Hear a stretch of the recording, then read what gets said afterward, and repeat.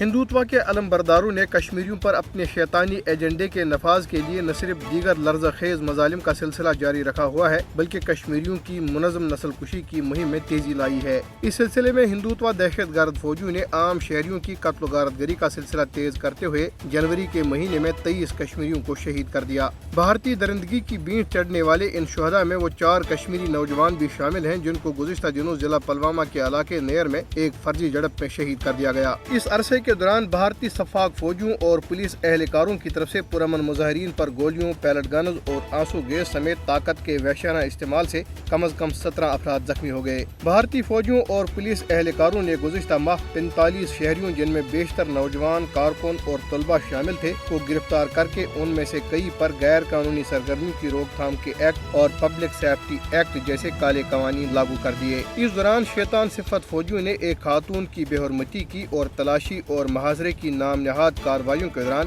7 مکانوں کو بھی تباہ کیا۔ کل جماعتی حریت کانفرنس نے کہا ہے کہ نئے سال کے آغاز کے بعد بھی بھارتی قابض افواج کے ہاتھوں مقبوضہ علاقے میں کشمیریوں کی نسل کشی، ماورائے عدالت قتل، جبری گرفتاریوں اور خواتین کی بے حرمتیوں کے واقعات میں کوئی کمی نہیں آئی۔ حریت ترجمان نے بے گناہ کشمیریوں کے قتل عام کے واقعات میں اضافے کی شدید مذمت کرتے ہوئے کہا ہے کہ مقبوضہ علاقے میں بڑی تعداد میں قابض فورسز کی اضافی نفری کی تعیناتی نے پورے علاقے میں خوف و دہشت کا ماحول پیدا کر دیا ہے۔ انہوں نے افسوس ظاہر کیا کہ مقبوضہ علاقے میں مسلمانوں کی اکثریت کو بھارتی فوجیوں اور فرقہ پرست اور جنونی ہندوتوا انتظامیہ کے رحم و کرم پر چھوڑ دیا گیا ہے۔ میر شاہد سلیم اور سکھ انٹلیکچوئل سرکل کی قیادت میں کل جماعتی حریت کانفرنس کے رہنماؤں کے 12 رکنی مشترکہ وفد نے جموں کے علاقے روپ نگر میں گجر بکروال خاندانوں کے احتجاجی دھرنے میں شرکت کی۔ جموں میں مودی کی فسطائی بھارتی حکومت کی طرف سے مکانات کو مسمار کرنے کی مہم کے دوران قبائلی مسلمانوں کے کئی مکانات کو گرایا گیا ہے جس کے خلاف مسلمانوں کا احتجاجی دھرنا گزشتہ کئی دنوں سے جاری ہے۔ کل جماعتی حریت کانفرنس کے رہنما میر شاہد سلیم نے اس موقع پر خطاب کرتے ہوئے کہا کہ جموں کشمیر میں فرقہ پرست طاقتیں مقامی مسلم آبادی کو نشانہ بنا کر مقبوضہ علاقے میں آبادی کے تناسب کو تبدیل کرنے پر تلی ہوئی ہیں تاکہ غیر کشمیری ہندوؤں کی مقبوضہ علاقے میں آباد کاری کی راہ ہموار ہو سکے۔